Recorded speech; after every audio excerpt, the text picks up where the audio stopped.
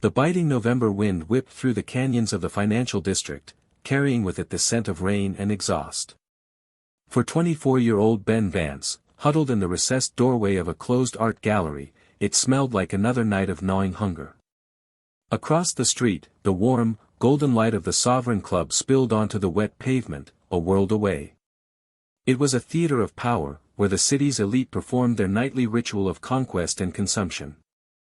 Ben was part of the invisible audience, a ghost in a threadbare coat, watching lives he could only dream of. Then he saw him through the grand, plate-glass window. Julian Croft, a man whose sneering face graced the cover of every financial magazine, a titan of industry whose company, Croft Dynamics, had reshaped the world. As Ben watched, shivering, Croft slid a worn, leather-bound portfolio across a table to his investors, revealing the schematic that had built his empire. And in that moment, Ben's world, already tilted, shattered completely. Because in the bottom right corner, in a familiar, sweeping script, was a signature he hadn't seen in a decade. The signature of a ghost. Julian Croft wasn't just rich, he was a force of nature. A man who had single-handedly revolutionized global logistics with the proprietary Vanguard engine. He possessed the casual tyranny that comes from a lifetime of having his desires met without question. His voice, even muffled by the thick glass, cut through the restaurant's opulent hum, sharp and imperious, as he ordered for his table of fawning associates. Ben pressed his face closer to the cold window, his breath fogging a small circle on the glass. He should have been finishing his master's degree in engineering right now, not trying to absorb warmth from a restaurant he could never enter. 2 years ago, he'd been a top student at MIT, his future a blazing comet. Then the tragedy that had begun 10 years prior reached its final, heartbreaking conclusion. His mother, her spirit broken by his father's disappearance, finally succumbed to a long illness. The mountain of medical debt was insurmountable. The scholarship covered tuition, not the crushing cost of a life falling apart. So Ben had dropped out, trading a world of applied physics for the brutal reality of survival. He lost the apartment, sold what little he had, and watched his dreams dissolve in the rearview mirror of a city that had no place for him. His life was now a desolate loop, the cold pre-dawn ache of sleeping on cardboard, the search for a meal, the long hours of invisibility, and the quiet moments in the public library, reading his father's old textbooks, desperately trying to keep the fire in his mind from being extinguished by the cold. His father, Dr. Alastair Vance, the gaping wound in his life. He was a brilliant physicist, a man who saw the universe as a beautiful, solvable puzzle. He used to fill notebooks with designs for impossible machines and explain quantum mechanics to Ben as a bedtime story. 10 years ago, when Ben was 14, he had simply vanished. One day he was there, buzzing with excitement, telling Ben he was on the verge of a breakthrough, a new form of propulsion that would change everything. Project Icarus, he called it. The next, he was gone. The police found his car abandoned by a remote stretch of coastline. A note was found, but it was vague, speaking of failure and immense pressure. They ruled it a suicide, body never recovered. The loss had hollowed out their family, leaving Ben with a gnawing sense of wrongness, a deep-seated refusal to accept the official story. His father was an optimist, a fighter who saw solutions in every problem. He wouldn't have just given up. A sharp gesture from Julian Croft brought Ben back to the present. Croft was displaying the contents of the portfolio with theatrical pride. "Gentlemen," Ben could almost hear him boom, "before we discuss the future, let me show you the genesis of it all. The napkin sketch, so to speak." He slid a single laminated page from the portfolio. It was a sheet of drafting paper, yellowed with age, covered in complex equations and a beautifully intricate schematic. It depicted a toroidal plasma confinement system, a revolutionary propulsion device, elegant and brilliant. Ben's breath hitched. It was hauntingly familiar, an image seared into his memory from his childhood. He'd seen drawings just like it scattered across his father's desk. Croft tapped a finger on the page. 20 years ago, a flash of inspiration that became a multi-trillion-dollar reality. The original design for the Vanguard engine, his guests murmured in awe. But Ben wasn't looking at them. His eyes were locked on the bottom right-hand corner of the page. There, beside a date from 2 decades ago, was a signature in a fluid, confident script. The a grand, looping flourish. The V a sharp, decisive downstroke. Time slowed. The traffic noise faded into a distant roar. The bitter cold seeping through his coat became insignificant. It was a signature he had traced with his finger 1,000 times on birthday cards and on the title pages of science books his father had given him. It was the signature of the man who taught him the names of the stars. Dr. Alastair Vance. Every doubt, every suspicion he had harbored for a decade coalesced into a single, blinding point of certainty. A cold fury, sharp and pure, sliced through his exhaustion and hunger. He had to get closer. He had to be sure. Pushing himself out of the doorway, he strode to the entrance of the Sovereign Club. The doorman, a mountain in a tailored coat, immediately stepped forward to block him. "I'm sorry, sir, this is a private club." "I need to speak to him," Ben said, his voice raw, pointing a trembling finger through the glass at Croft. "That man. Julian Croft. That's not possible."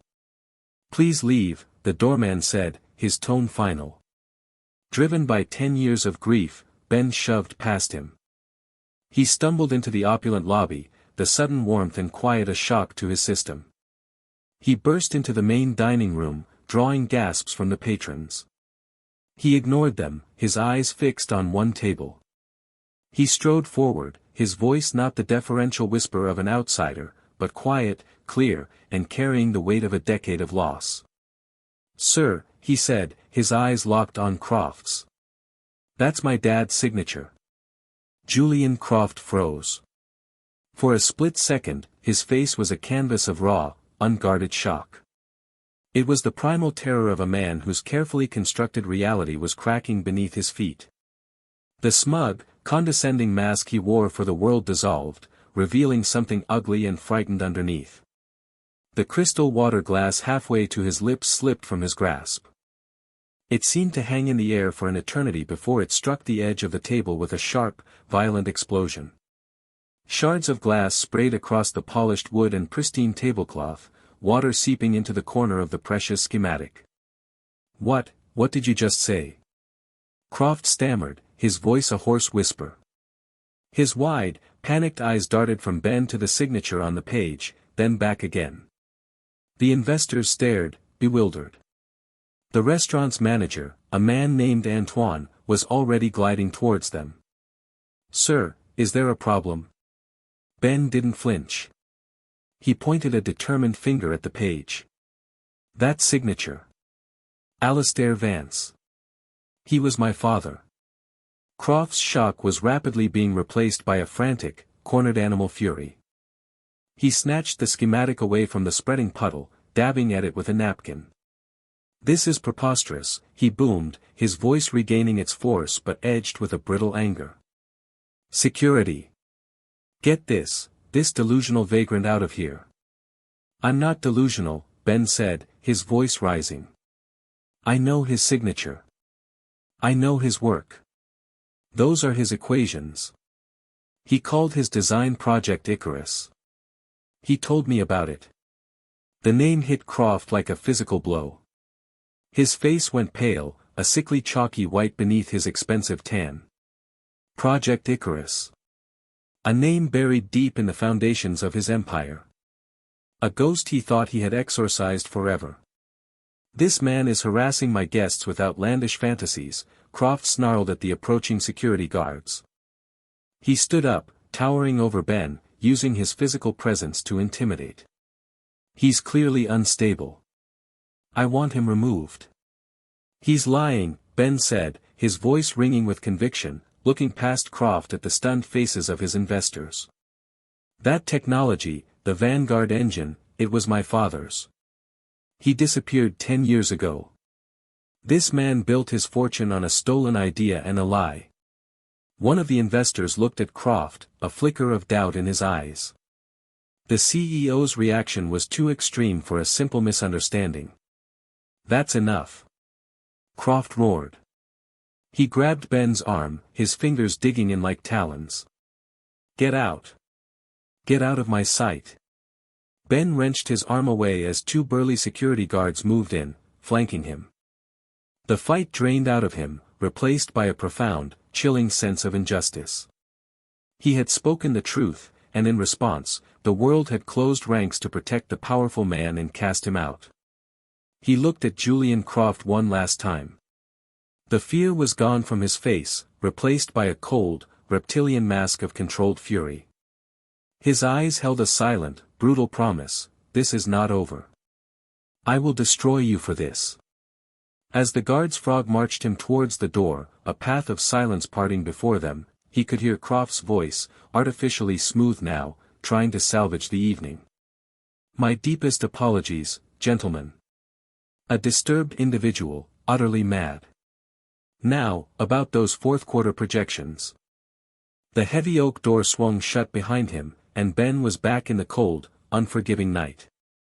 He was homeless, invisible, and he had just made an enemy of one of the most powerful men in the world. But amidst the fear and the humiliation, a new feeling was taking root, a cold, hard resolve. Croft's reaction hadn't been one of innocence. It had been one of guilt. He wasn't just a thief, he was hiding something much, much darker.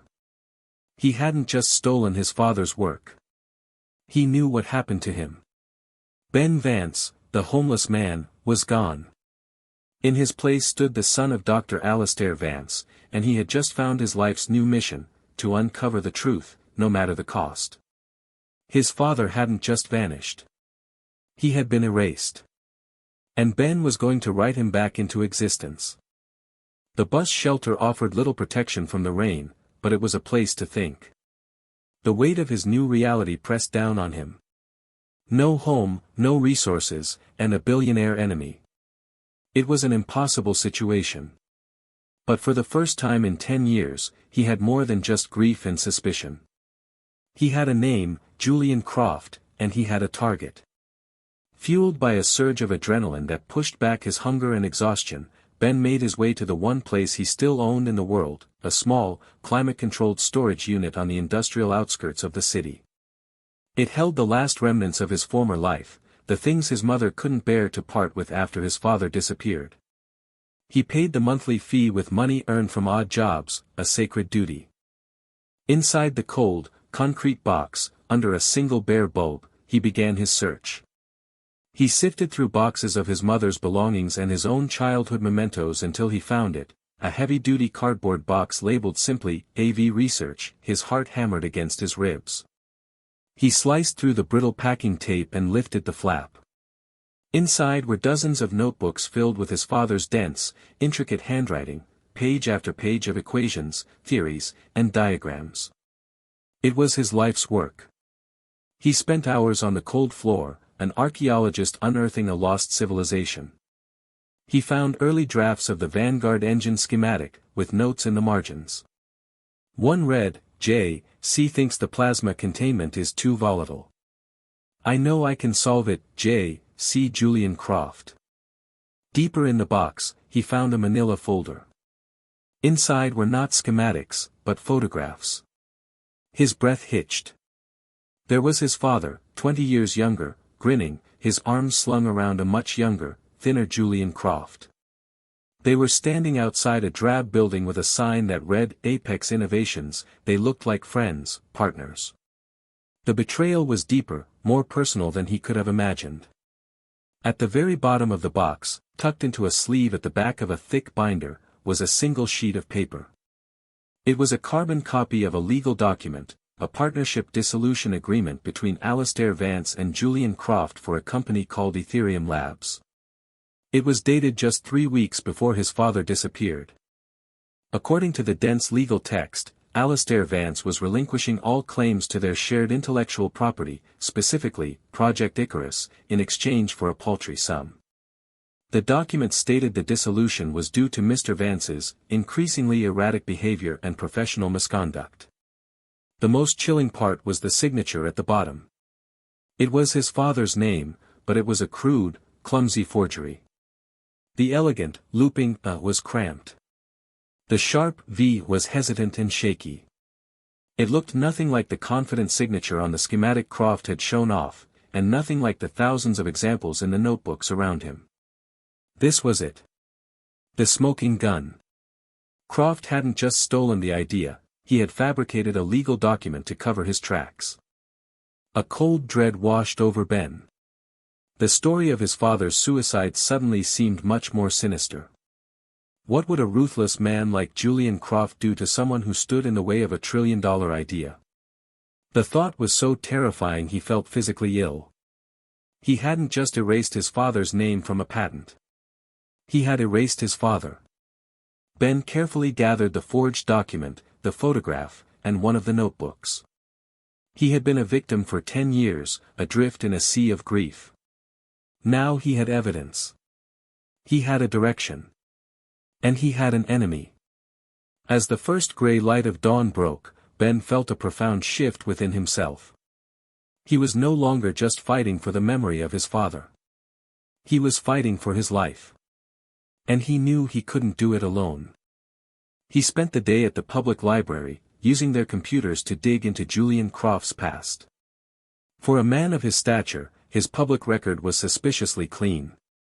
But as he dug deeper into archived news sites from 6 years ago, he found a name, Ethan Reed.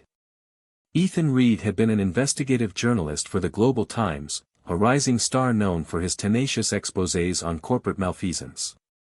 And 6 years ago, he had set his sights on Julian Croft. He published a series of articles hinting at irregularities in the founding of Croft Dynamics, citing anonymous sources who spoke of a shadow partner who had been forced out. The blowback had been catastrophic. Croft Dynamics sued Reed and the paper for defamation, launching a ruthless smear campaign. His sources recanted.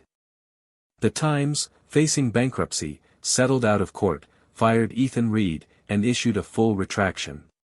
Reed was professionally ruined. Ben found his current whereabouts through a fringe blog he now ran from his apartment, a cynical, rambling platform where he railed against the tech giants who had cast him out. He was a wounded lion, still roaring, but from the confines of a cage. He was perfect. Ben found his address in a gritty part of the city. He knocked on the door of apartment 4B. The man who answered was in his late 30s, with tired eyes that held a spark of weary intelligence. "Yeah," he asked, his voice gravelly. "Are you Ethan Reed?" "Depends who's asking," he said, leaning against the doorframe. "My name is Ben Vance," he said. "I read your articles about Julian Croft." His eyes narrowed. "Ancient history. I was wrong. The whole world said so." He started to close the door. "Wait," Ben said, stopping the door. "You weren't wrong. You were right. You just didn't have the proof." Ethan paused, studying his face. He sighed and opened the door wider. "You've got 5 minutes." His apartment was a chaotic mess of books, newspapers, and white boards covered in diagrams and scribbled notes, all connected with a web of red string. In the center was a massive board dedicated to Croft Dynamics. "Let's call it a hobby," Ethan muttered. "So, what's your story?" Ben ignored his cynicism. He walked to the whiteboard and took out the items from his bag. First, he pinned up the photograph of his father and a young Julian Croft. "My father, Alastair Vance," Ben said. Then he pinned the forged partnership dissolution agreement next to it. "And this is the document Croft used to steal his work. Look at the signature." Ethan leaned in, his journalistic instincts kicking in. "Last night," Ben continued, "Julian Croft was at the Sovereign Club. He was showing off the original schematic for the Vanguard engine. It had my father's real signature on it. I called him out. He had me thrown out." Ethan was silent for a long moment. He looked at the photo, the forgery, and the young man standing in his living room, who had just risked everything. "Project Icarus," he said softly, looking at his own whiteboard where he had scrawled the name with a question mark next to it. My father's name for it, Ben whispered. Ethan finally looked at him, the cynicism in his eyes replaced by the ghost of the crusading reporter he used to be. The fire wasn't out. It had just been banked, waiting for fuel. Kid, he said, his voice rough with emotion, do you have any idea what you've stumbled into? A man like Croft doesn't build a trillion-dollar empire and leave loose ends. If your father didn't sign that paper, and then he conveniently disappears. I know, Ben said. I think he's alive. I think Croft hid him somewhere. Ethan stared at him, then at his board, at the web of lies and power he had been trying to untangle for 6 years. He had been missing the key. The proof. And now it was standing in his apartment. Okay, Ben Vance, he said, a slow, dangerous smile spreading across his face. You've got my attention. Let's go hunting.